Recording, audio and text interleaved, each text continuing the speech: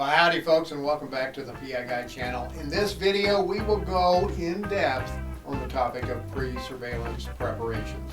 Probably one of the most overlooked and most important parts of any surveillance investigation is the pre-surveillance prep. I know it is so easy to get so busy that you just find yourself getting up every morning, day in and day out, grabbing your gear, flying out the door, and getting on the road.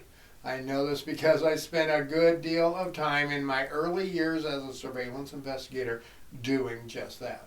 I was so busy working 3 or more 2 to 3 day cases a week, I was always looking for room to breathe, time to get caught up, and looking for any shortcuts I could find. And those shortcuts turned out many times to be more detrimental than helpful for many a reason.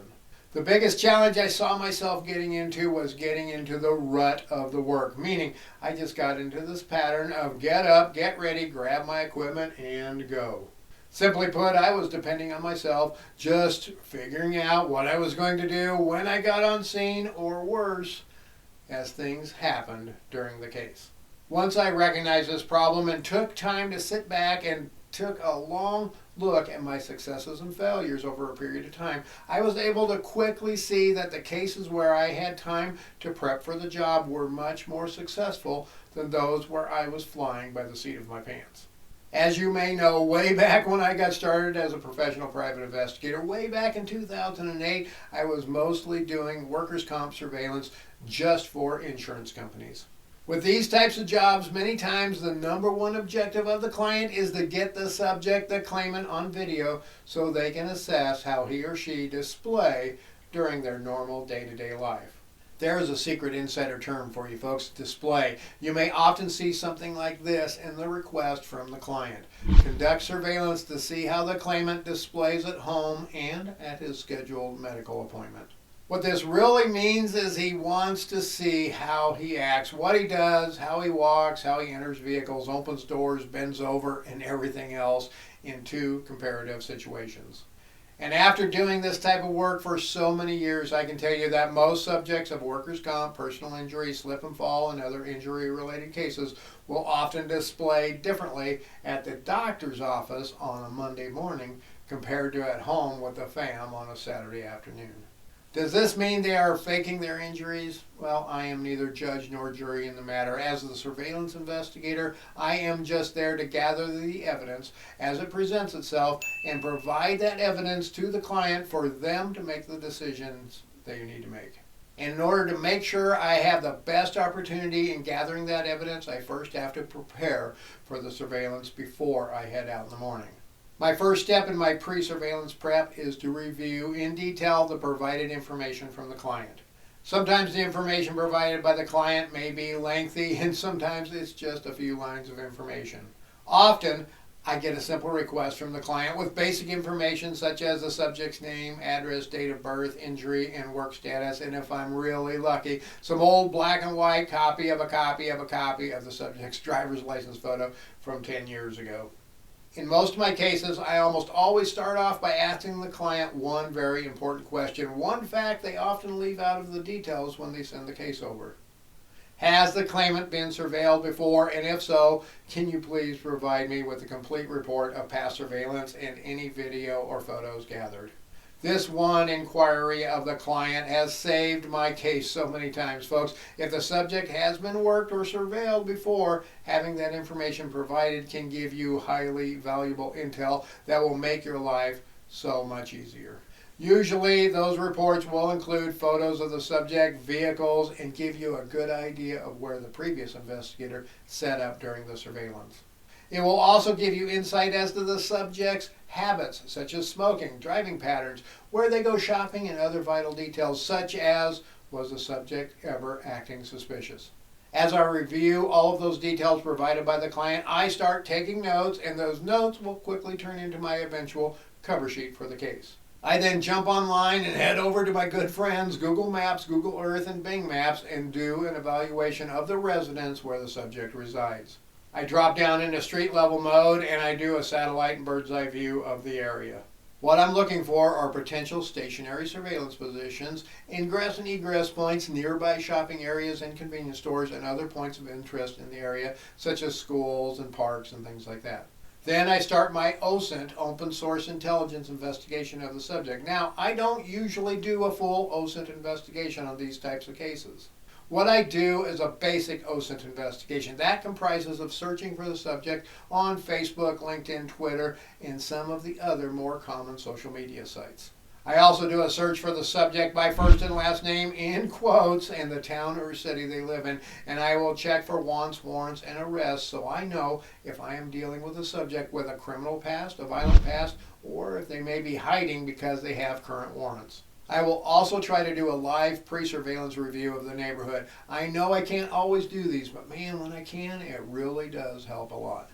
For instance, I was just out yesterday doing some other field work on other cases, and I had a surveillance job coming up. So I swung by that neighborhood and got a good real-time feel for the neighborhood and grabbed current photos of the subject's vehicle and house. Then one of the most important things I will do is complete my cover sheet for the surveillance.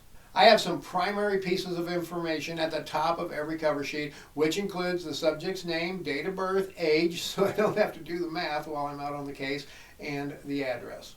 I then have 2 or 3 photos of the subject and a photo of the residence and maybe the vehicles too. I always try to reduce the size of photos in my report as well so they don't take up a lot of space as I try to keep cover sheets down to 1 page. If I have photos of the subject's spouse, I include those too. As well, I include all of the info of the subject's vehicle, such as make, model, year, and color, and I put the license plate in all caps and bold so I can easily find those quickly while on surveillance. Nothing is worse than following a subject into a large parking lot and losing visual contact, then having to scour the parking lot, driving up and down every lane looking for the subject's vehicles and not knowing where the license plate info is on the cover sheet. I always try to put the info in the same location in the cover sheet too, so I have a good idea of where to look every time. And yes, I still print that cover sheet out for every single case I go on, and I print it in high quality color.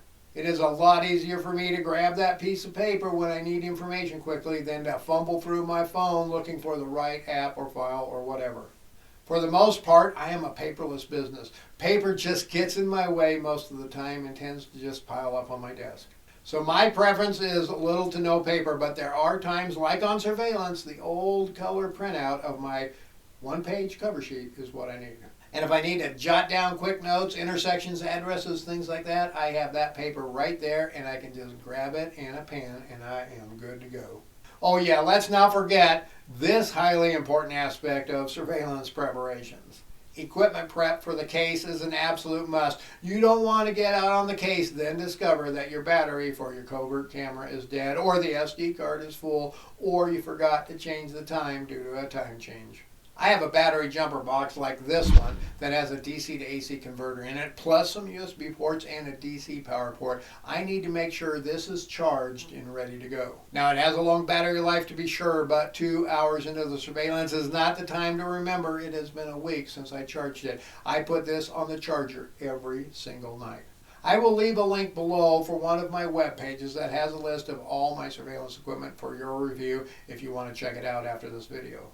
I always do my equipment prep the night before. Nothing is worse than the surprise of an equipment failure at dark 30 when you have limited time to get out the door, get on the road, and get on scene. I check my cameras. Yes, I always take a primary and a backup camera on every case. I make sure they are charged or on the charger the night before, and I make sure all previous video is taken off the camera. I do the same for my covert cameras, and yes, I do have multiple covert cameras I take with me too. When I check my cameras, I always do a date and time check as well. I have had cameras in the past suddenly do a system reset for whatever reason, and then they think it is some weird date from the past. Or there are those instances where we have a time change, or if you go from one time zone to another and you change the time on your camera. So I make sure I verify the date and time is accurate and is synced between all of my cameras. Other things I do is to make sure my blackouts and curtain are accessible. These things tend to get tossed around the vehicle during surveillance, and when I get on scene, I need to be able to find them quickly and get set up ASAP. And I make sure my food and water for the day are secured and accessible too. I always make sure I find a place for my food and water in a shady part of the surveillance vehicle where it is accessible and protected from the sun. One of the hardest types of surveillance to prepare for is surveillance on a homeless subject. I have had to do this quite a few times in the past. And I made this video to help you understand the challenges and how you can overcome those challenges. So check it out now.